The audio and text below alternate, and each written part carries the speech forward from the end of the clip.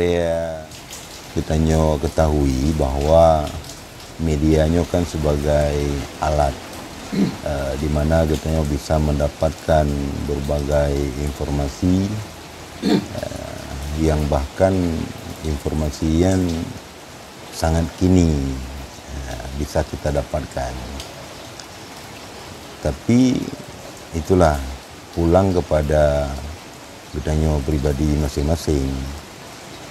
Bagaimana cerdasnya kita menggunakan media dan memilih berita-berita yang sehat, yang tentu menjadi ilmu dan bermanfaat bagi kita.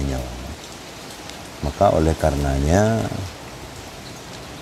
perlu di sini untuk saling konfirmasi ketika kita mendapatkan satu informasi ataupun berita,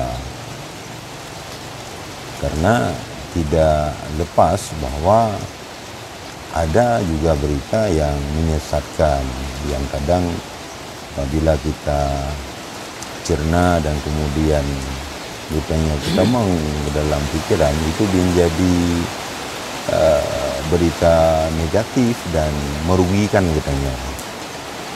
Ini contoh berita yang sangat kini adalah tentang bagaimana kondisi Abu Mudi umpamanya.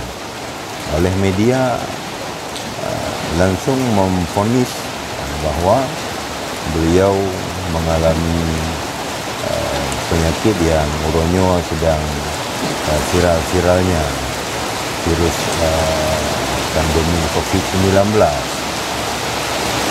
Bagaimanakah sebenarnya atau kebenarannya itu perlu kita konfirmasi, terutama jelas kepada tenaga medis dan juga keluarga.